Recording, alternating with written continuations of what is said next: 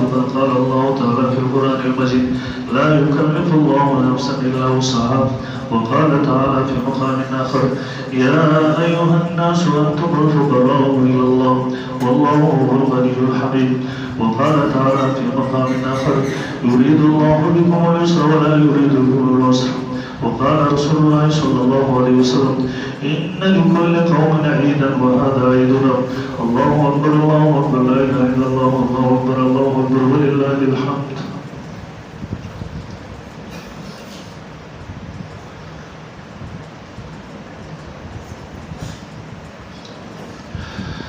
الله أكبر الله أكبر لا إله إلا الله الله أكبر الله أكبر ولله الحمد نحمد الله العظيم ونصلي على رسوله الكريم وعلى آله وأصحابه أجمعين أما بعد فقد قال الله تعالى إن الله وملائكته يصلون على النبي يا أيها الذين آمنوا صلوا عليه وسلموا تسليما اللهم صل على سيدنا محمد وبارك وسلم وقال رسول الله صلى الله عليه وسلم الله في أصحابي لا تتخذوا وازا من بعدي فمن أحبهم فبحبه أحبهم ومن أبغضهم فببغضه أبغضه اللهم اغفر لنا وللمؤمنين والمؤمنات والمسلمين والمسلمات وألف بين قلوبهم واصلح ذات بينهم اللهم احفظنا وجميع إخواننا من سيء الأسقام اللهم أعز الإسلام والمسلمين اللهم أهلك الأعداء الإسلام والمسلمين سبحان ربك رب العزة عما يصفون وسلام على المرسلين والحمد لله رب العالمين. دعا وکړئ. ما مخکې ویل چې دا دعا د فرض نه وروسته پکار ده.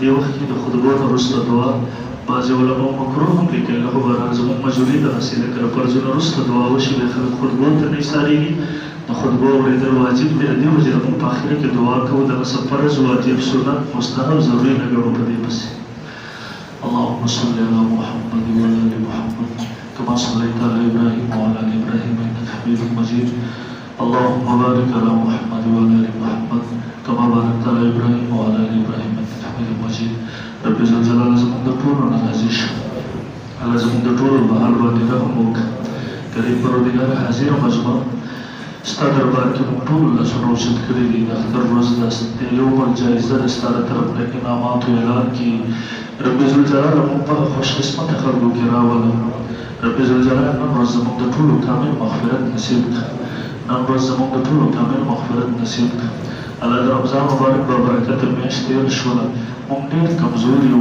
ستا د رحمتونو بارانونه راورېده الله خو موږ کمزور یو زموږ ظرفونه وړوکي او موږ نه دي حاصل کړي الله کومې کوتاهیانې زموږ نه شوي دي الله ته موږ سره د عفو او درګذر معامله وکړه الله ته موږ سره د عفو او درګذر معامله وکړه الله ته موږ سره د عفو او درګذر معامله وکړه رب ذوالجلاله د رمضان مبارک د دغه رحمت د بهارونو نه ته موږ مه محروموه الله بار بار دغه میاشت موږ ته نصیب کړي رب ذوالجلال حاضر مجمع کې د چا څوک وفات شوي والدین وروڼه مسلمان دوستان الله د ټولو کامل مغفرت نصیب کړه الله د ټولو کامل مغفرت نصیب کړه رب ذوالجلال څنګه چې موږ ټول دغه ورځ باندې راجمع یو الله دغسې زموږ اتحاد او اتفاق نصیب کړه الله دغسې د تمام عالم اسلام اتحاد او اتفاق نصیب کړه رب ذوالجلال د اختر ورځ ده د خوشحالۍ ورځ ده دنیا کې په ډېرو ځایونو کې زموږ مسلمانان په تکلیف به د هغوی بچي په ژړا دي هغوی په غمونو کې د اخترونه نه شي کولی الله زموږ دغه میاندو خویندو زموږ دغه مسلمانانو وروڼو نصرت وکړه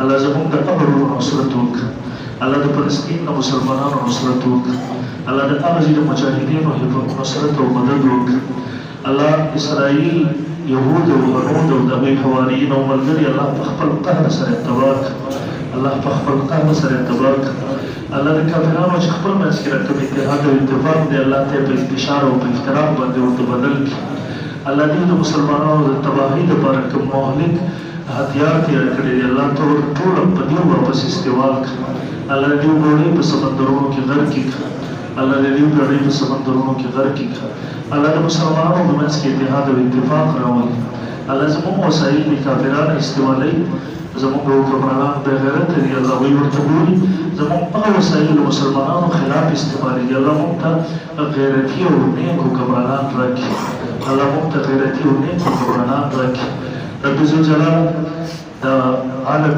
تمام اسلامي ملکونو حفاظت وکړي الله د حرمینو شریفینو بیت المقدس حفاظت وکړي الله زموږ د وطن پاکستان حفاظت وکړي الله زمون وطن کې اسلامي او شرعي نظام راولي. الله زمون وطن د بد امنونو وساتي. رب ذوالجلال د نن حاضر مجمع الله زړونو کې د چا څه جایز حاجات دي الله ټول ورته پوره کړي. الله د دې څخه مریضان ناس شفای کامل عاجل مستمر ورته نصیب کړي.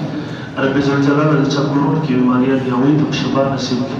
الله حاضر مجمع کې د چا اولاد نشته دي کومه صالح اولاد یې نصیب کړي. الله د چا څوک جیلونو کې الله باعزت رهایي ورته نصیب کړي. الله څومره بې ګناه جیلونو کې دي الله د رهایي اسباب ورته برابر کړي. دلته زموږ کوم معتکفین ټول هغه اعتکاف ته ناست الله دغه ټول اعتکاف په خپل دربار کې تقبل او منظور وګرځي.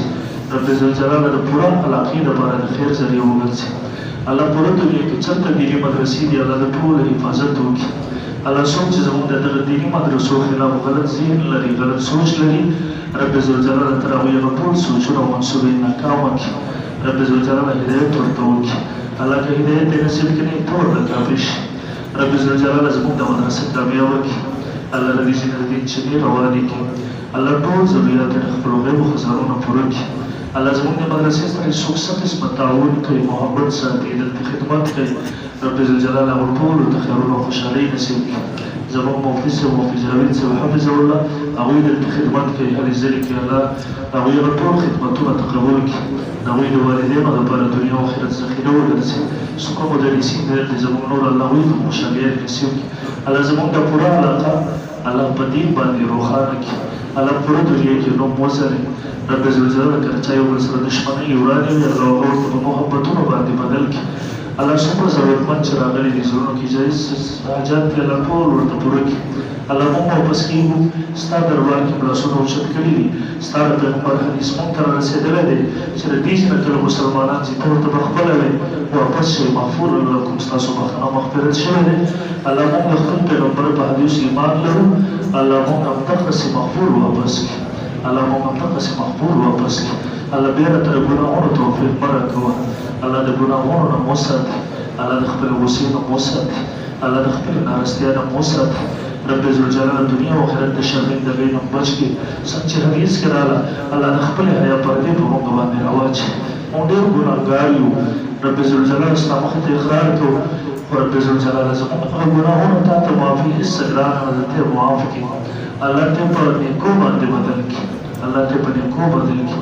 رب ذوالجلال موږ ټولو ته د ځنکدن په وخت کې ایمان نصیب کړي. دغه کلمه نصیب کړي چې لا اله الا الله